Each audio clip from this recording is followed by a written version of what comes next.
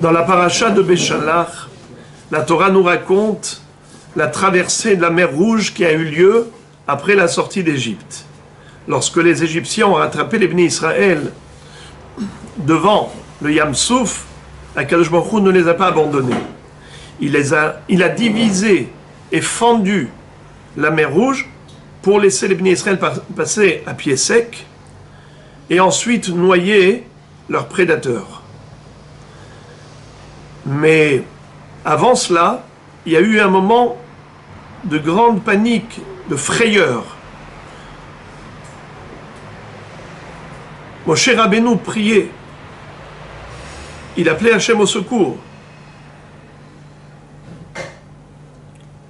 Les Chachamim dans le Midrash nous disent qu'il y avait carrément un débat entre Moshe Rabbeinu et l'ange responsable de la mer. Moshe Rabbeinu lui demandait de se diviser, et l'ange va dire « Moi, je suis né avant toi. Tu ne vas pas me donner des ordres. » Car Moshe est issu de Adam Arishon, un être humain. Or, l'humain a été créé après les minéraux, les végétaux, les animaux, en dernier. Alors, tu vas me donner des ordres? En tout cas, il a fallu que Akadosh Baruch Hu intervienne birvodo be'atzmo. Ma lecha hayam kitanus, ayarden tisov le ahor. Pourquoi la mer tu t'es enfui? Réponse: mi pene adon huli aretz, mi lifne loah Yaakov. De devant le maître du monde, le Dieu de Yaakov. Alors, la question se pose: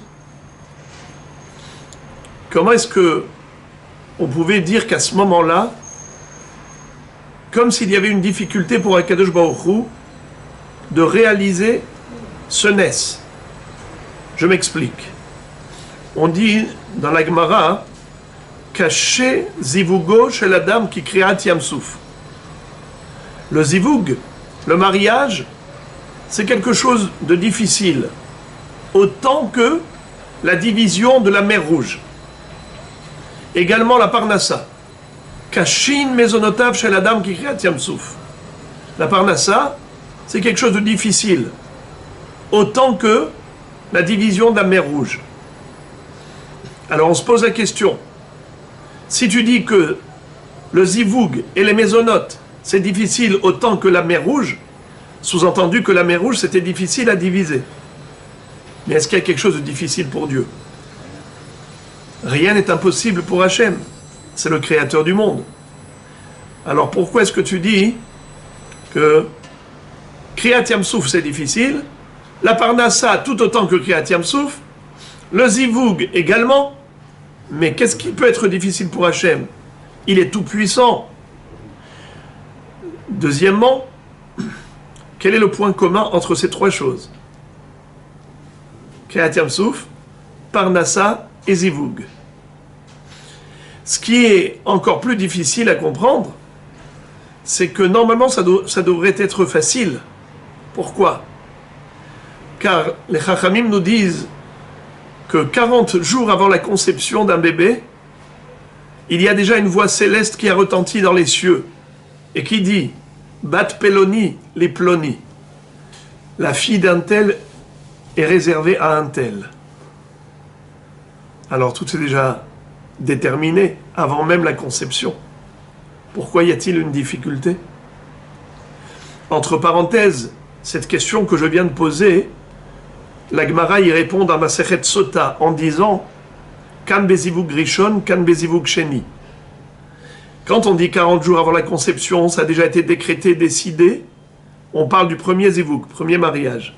Mais lorsque il y a zivug sheni, deuxième mariage, c'est là que c'est difficile, comme Kriyat Yam Souf. Mais on va essayer de rajouter notre réponse. Alors, quelle est la difficulté si ça a déjà été déterminé auparavant? Pareil pour la Parnassa. Pourquoi tu dis que c'est difficile? Kashin mezonotav shel adam Kriyat Yam Souf, mais à Rosh Hashanah, on a déjà décidé, Akadosh Baruch Hu a défini le destin de chacun, chacune, combien il va recevoir cette année. Alors si les mésonotes sont fixés depuis Rosh Hashanah, pourquoi tu dis que c'est difficile comme Kriyat Yam Souf? Également, Kriyat Yam Souf elle-même, ça a déjà été programmé. Chachamim nous dit sur le Passouk, Vayashov hayam le etano, et la mer est revenue à sa place. Chachamim disent, la mer est revenue, litnao, à la condition première. C'est-à-dire, Dieu avait émis une condition avec le monde, la mer. Il lui a dit à la mer, le jour viendra, dans 2448 ans, mes enfants sortiront d'Égypte. Tu devras t'ouvrir et fendre tes eaux devant eux pour les laisser traverser. Donc c'était déjà programmé. Pourquoi tu dis que c'est difficile? La réponse à toutes ces questions est la même. C'est que, en réalité, c'est vrai, c'était déjà prédestiné. Par exemple, la Parnassa, à Rosh Hashanah.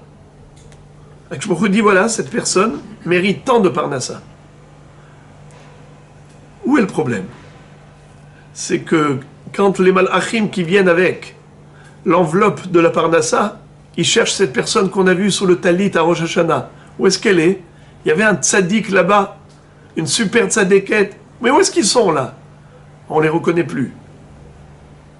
On veut bien donner la Parnassa au destinataire, mais il ne correspond pas à ce qu'on a décrit là-haut. Là, on a décrit un tzaddik, une tzaddiket, et maintenant, pendant l'année, oh là là, ça n'a rien à voir avec la personne qu'on a vue à Rosh Hashanah. Pareil pour le zivug. Arba'im Yom, 40 jours avant la conception, c'était une neshama tehora, Elokai, neshama shenatatabi tehorai. Elle était tellement pure, cette neshama. Si elle avait gardé son état de pureté, il n'y avait aucun problème. Ça va comme sur des roulettes. Le problème, c'est que durant sa vie, sur terre, cette neshama, incarnée dans un corps, eh bien, elle n'est plus la même. Elle était pure.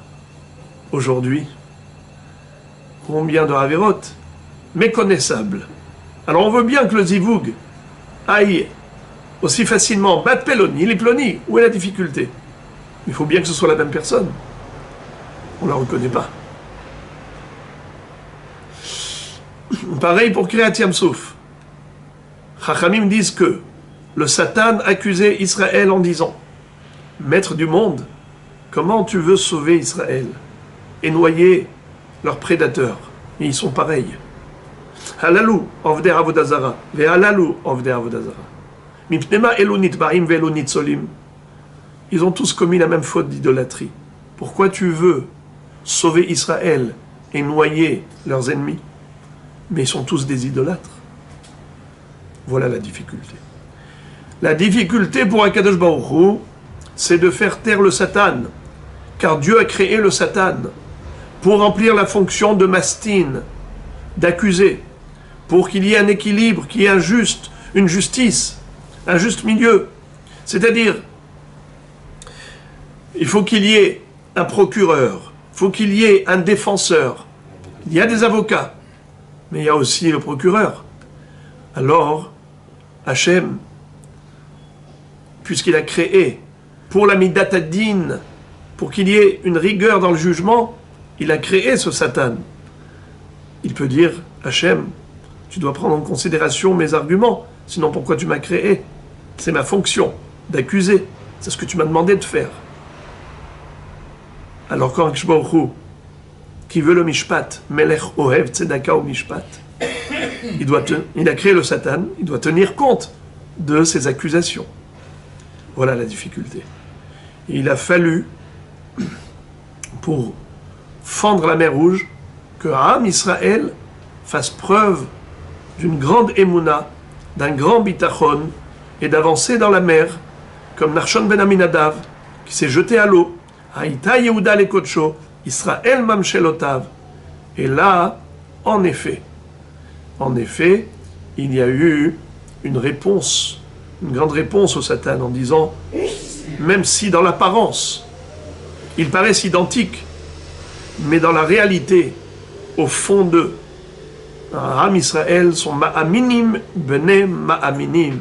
Et de ce fait, ils méritent, grâce à leur émouna en Akadosh Baruch Hu, la division de la mer Rouge et d'être sauvés. Ceux qui doivent payer le prix, ce sont leurs ennemis, qui les ont soumis pendant 210 ans, qui les ont offensés, qui les ont opprimés, et qui, en effet, ceux-là sont des vrais idolâtres.